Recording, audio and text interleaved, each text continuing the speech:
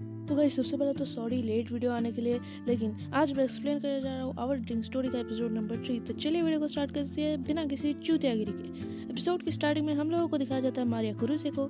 ये वही बंदी थी जिसने रियोतो को बचपन में रिजेक्ट किया था। रियोतो सोचता है कि मुझे इस पर अभी ध्यान देने की कोई ज़रूरत नहीं, क्योंकि मेरे पास अभी लूना है।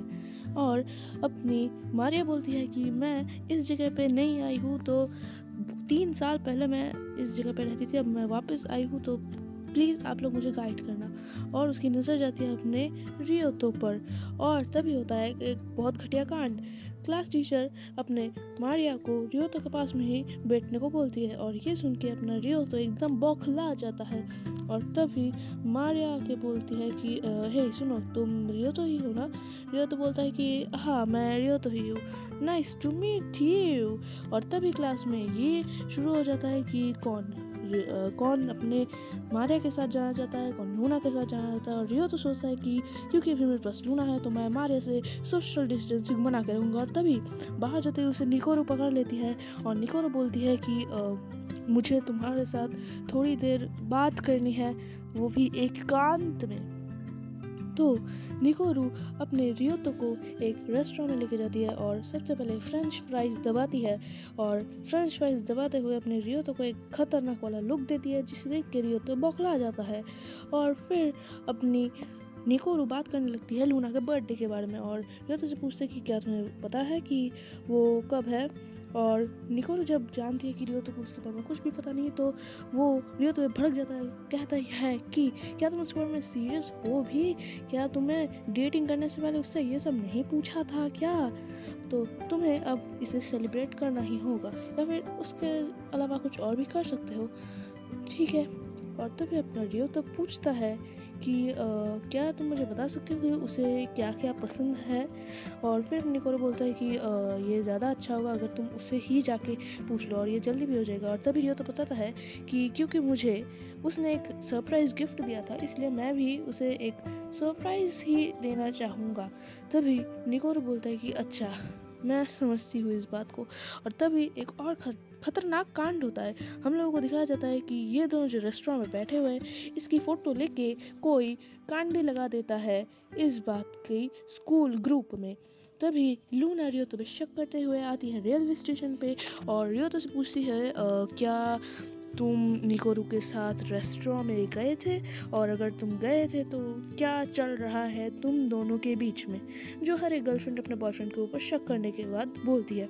अपना रियो तो बोलता है कि क्या तुम मेरे साथ अगले संडे को चलना चाहोगी, क्योंकि मुझे निकोरू से पता चला कि उस दिन तुम्हारा बर्थडे है, और इसीलिए उस बारे में डिस्कस करने के लिए और तुम्हारे बर्थडे को सेलिब्रेट करने के लिए ही मैं निकोरू के साथ रेस्टोरेंट में गया, और ये पूछने के लिए कि तुम्हें क्या क्या करना पसंद है अपने बर्थडे पे, और कुछ भी नहीं था। तो लूना बोलते हैं कि ठीक है, फिर कल स्कूल में मिलते हैं। और रियो तो मन ही मन सोचने लगता है कि ठीक है, अब तो मैं लूना को खुश कर कर ही मानूंगा। और फिर हम लोगों को दिखाया जाता है लूना की फेवरेट जगह, जो कि थी हाराजुकू स्ट्रीट। फिर हम लोग को पास्ट में दिखाया जाता है कि निकोरू ने अपने रियोतो को बताया हुआ था कि हाराजुकू लूना की सबसे ज़्यादा फेवरेट जगह है, वो पूरे जापान में हाराजुकू को सबसे ज़्यादा पसंद करती है। और फिर हमें दिखाया जाता है कि लूना बोबा टी पी रही थी, और दिखाया जाता है कि निकोरू अपने रियोतो को बोल चुकी थी पहले कि अपनी लूना को बोबा टीज बहुत ही ज़्यादा पसंद है, ठीक है।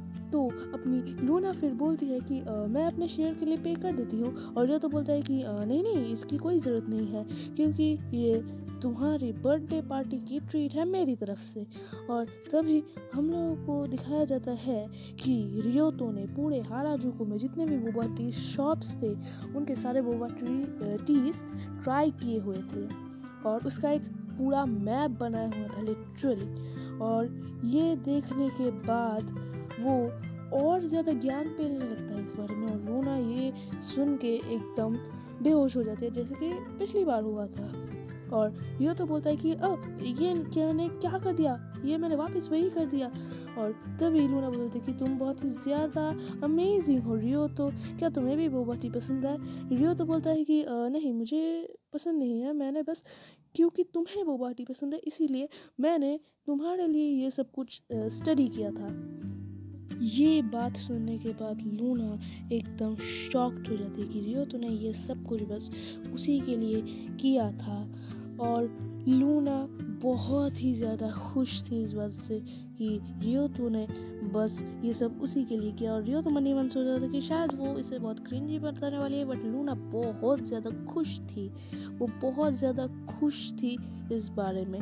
और तभी हम लोगों को दिखाया जाता है कि वो दोनों पूरे हाराजुकु में घूमते हैं और बहुत सारे आपके हाथों में जितनी उंगलियां नहीं उतने सारे उन लोगों ने बोबा टीज ट्राई कर दिए थे।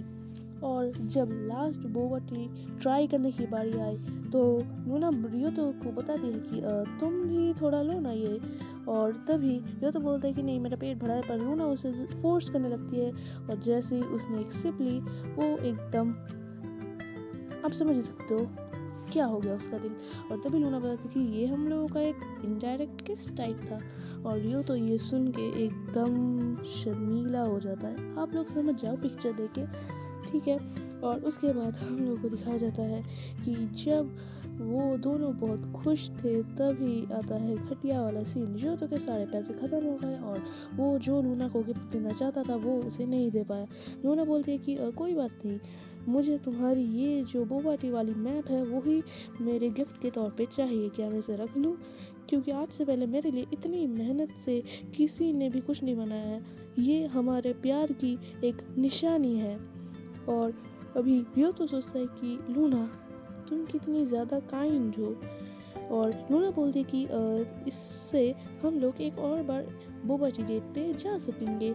और ये इसी के साथ इन दोनों की डेट और लूना की 70th बर्थडे सेलिब्रेशन एंड होती है। और अगले दिन हम लोगों को दिखाया जाता है वापस स्कूल का सीन और लोग वही सब लूना के रूमर्स फैला रहे थे कि लूना ऐसी है वैसी है, अपने बॉयफ्रेंड्स के लिए बस पैसों के पास जाती है, उसके अलावा उसे लड़के उतना कुछ खास पसंद नहीं, ये सेक्स के लिए क्रेजी है वगैरह वगैरह वगैरह। और उस वक्त हम लोगों को दिखाया जाता है कि वो दोनों लंच कर रहे, वो तीनों रियोतो और उसके दो फ्रेंड्स लंच कर रहे थे टेरेस पे।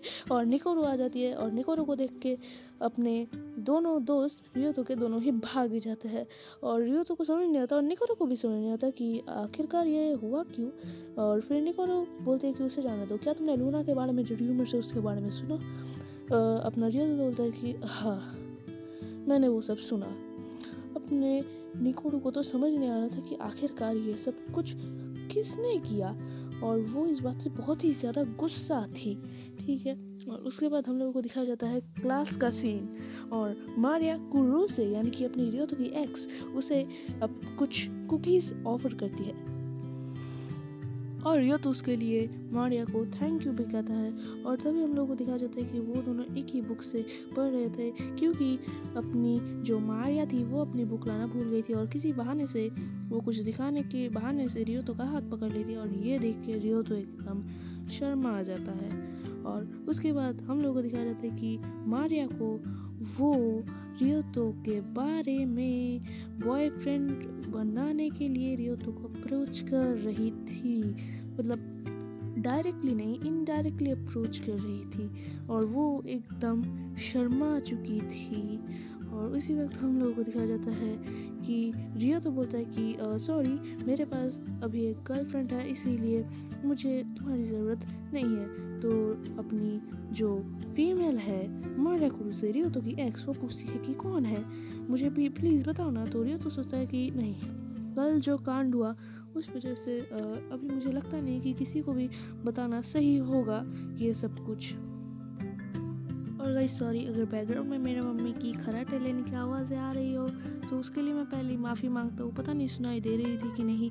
और फिर हम लोगों को दिखाया जाता है कि लूना एक बंदे के साथ एक क्लासरूम में जा रही होती है और तभी वो बंदा लूना को बोलता है कि क्या तुम मेरे साथ बाहर चलना चाहोगी।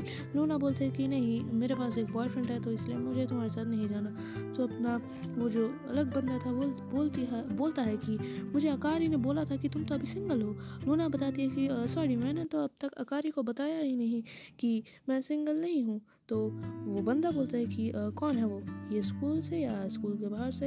लूना बताती है कि नहीं, वो एक सीक्रेट ही है।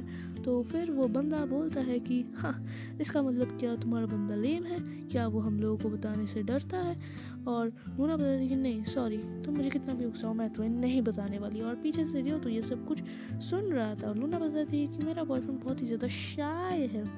और फिर अपना बंदा बताता है कि सिंगल बंदा बताता है कि क्या वो तुमसे मतलब हमारे सामने ये कन्फेस करने से डरता है कि वो तुम्हारा बॉयफ्रेंड है, या तुम डरती हो उसको उसके बारे में बताने के लिए। और तभी रियो तो सोच रहा होता है अपने मन में, हाँ मैं सच में एक बोरिंग बंदा ही हुआ ना, ऐसा कोई नहीं कर सकता था मेरे बारे में। और तभी लूना बताती है कि नहीं, मुझे उसके बारे में बताने से कोई शर्म नहीं आती। इनफैक्ट अगर पूरी दुनिया को भी पता चल जाता है कि वो मेरा बॉयफ्रेंड है, मैं उसे डेट कर रही हूँ, तो भी मुझे कोई शर्मिंदगी नहीं होगी। और ये सुन के अपना रियो तो एकदम पिघल जाता है, मोम की तरह पिघल जाता है। तभी अपना दूसरा बंदा इच्ची आके बोलता है कि हे रियो, तो तुम मेरे घर नहीं जाना। रियो तो बोलता है कि नहीं, मुझे अभी भी थोड़ा बहुत काम बाकी है। तो अपनी फिर साइड में से मारिया आ जाती है। और फिर होता है एक बहुत ही घटिया लेवल का सीन। मारिया उसके बारे में मतलब लूना के बारे में थोड़ा बहुत अनाप शनाप बोलने लगती है। बोलते हैं कि हाँ, मैंने तो जो रूमर्स सुने हैं उसके हिसाब से लूना बहुत ही ज़्यादा डिमांडिंग है। वो अपने बॉयफ्रेंड्स के पास बस उनके पैसों के लिए जाती है। और उसकी स्टोरी मैंने और भी बहुत सारे लोगों से सुनी है। और अपना रियो तो पूछते हैं कि तुमने ये बात और कितने लोगों को बताई। फिर मारिया बोलते हैं कि मुझे थोड़ा भी याद नहीं है। अपना रियो तो लूना की तारीफ़ करता है, बोलता है कि अपनी जो लूना है वो अपने बॉयफ्रेंड्स की बहुत ही ज़्यादा केयर करती है, और वो इतने भी ज़्यादा बुरी नहीं है जितना तुम बोल रही हो। इनफैक्ट वो बिल्कुल भी बुरी नहीं है। मुझे नहीं पता वो उनके एक्स बॉयफ्रेंड्स कैसे थे, लूना के एक्स बॉयफ्रेंड्स कैसे थे, बट वो लोग डेफिनेटली एक झूठे बंदे हैं। तभी अपना रियो तो गुस्से में आके रिवील कर देता है कि मैं ही उसका बॉयफ्रेंड हूँ। तो गाइज, अगली वीडियो बहुत खतरनाक होने वाली है। मिलता है अगले वीडियो में, तब तक के लिए बाय।